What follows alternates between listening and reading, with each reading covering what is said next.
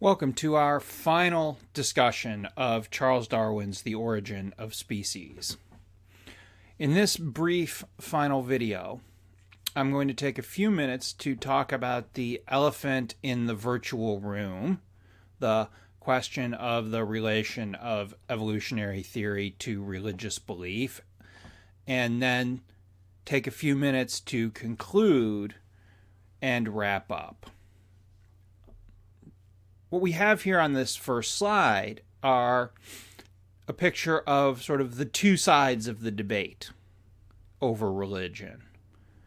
Thomas Huxley, Darwin's bulldog, with his grandson Julian, the editor of our edition of The Origin of Species. And Huxley is the person who coined the word agnostic, to stand for someone who is not willing to commit to the belief in God or anything else in the absence of scientific proof. So he can legitimately be seen as representing what we might call the rationalist side of the debate, although he certainly denied being an atheist.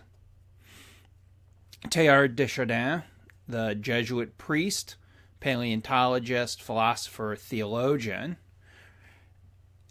develops probably the most carefully thought through attempt to integrate evolutionary theory with Christianity that we see up to this point. We'll come back to Teilhard a bit later.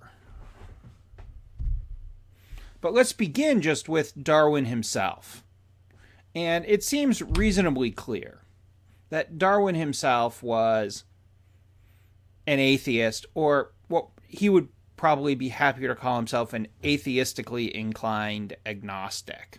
That is, I don't think Darwin felt like, I know that God does not exist. But he certainly was not a believer in any substantive sense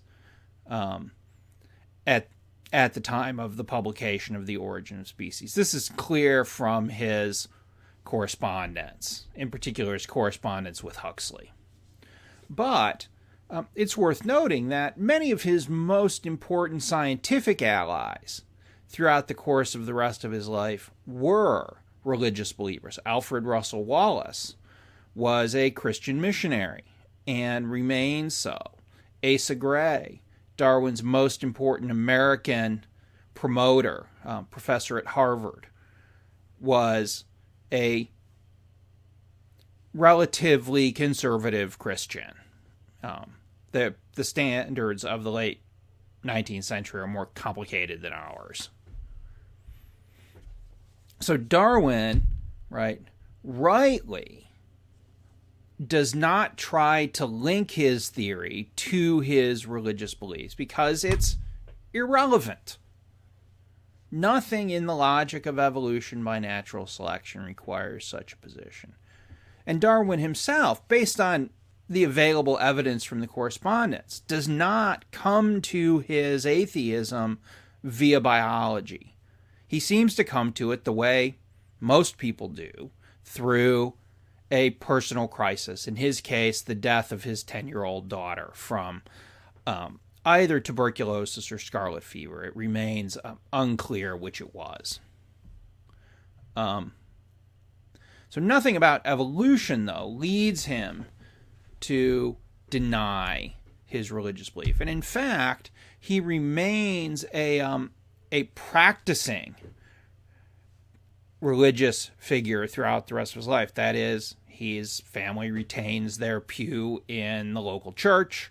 He can be found at church on Sunday on a regular basis with his family. All right.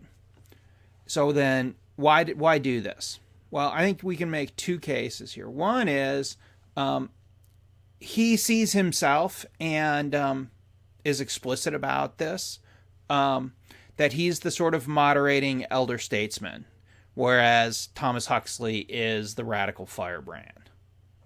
And they play a very complicated political game promoting evolution throughout the course of the 19th century. And by political here, I don't mean anything negative. I just mean that they are smart enough to understand that the argument over evolution involves more than just science, more than just data. And it also seems clear that Darwin and his wife Emma Wedgwood are deeply in love throughout their life, right? This was a love match. And she is clearly very devout, and it would have hurt her deeply to be told that Darwin was an atheist. So, on the one hand, he's not religious in any ordinary sense. On the other hand, it's irrelevant to what he's doing in the rest of his work.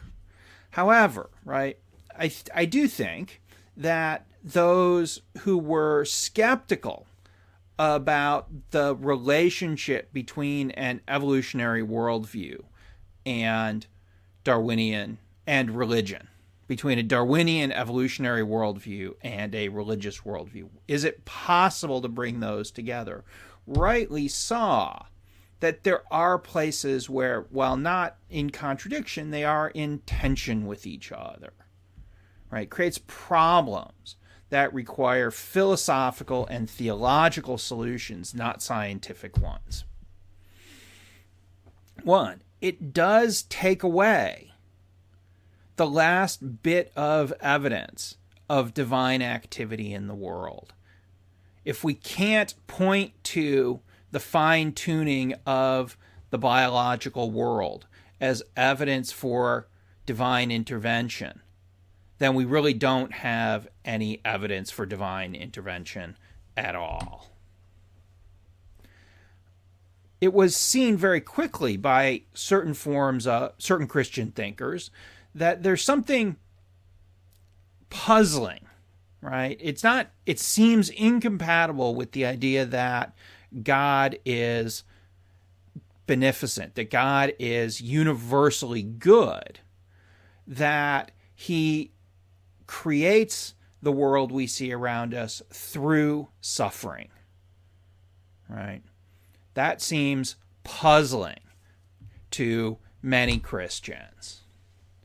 And finally, and I think most importantly, it tends to undermine the Cartesian consensus, as the philosopher Stephen Toulmin calls it, that had said, okay, right after Descartes, there's the physical world, that's over here, science, that belongs to science, but there is still a spiritual world of the human soul that still belongs to religion, right? Think about what Descartes says at the beginning of the Meditations. That had become the kind of peace treaty between science and religion.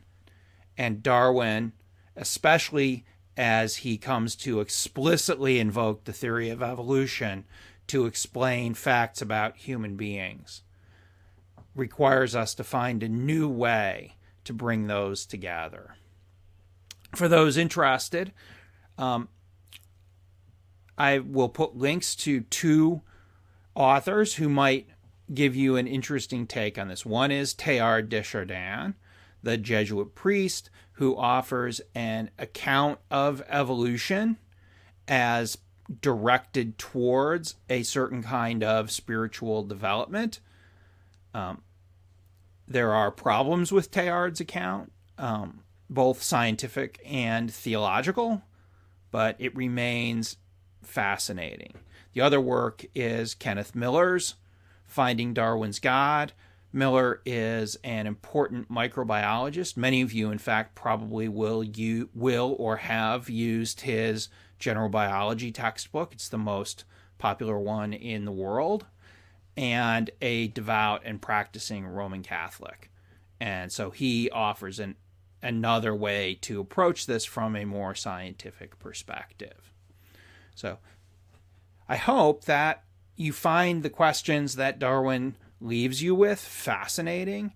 He opens up a whole new realm of inquiry in science and in philosophy, and there are a variety of ways you can go with this. Here are 3 books that I found particularly useful as I was preparing these lectures. Good luck, and please let me know what you think.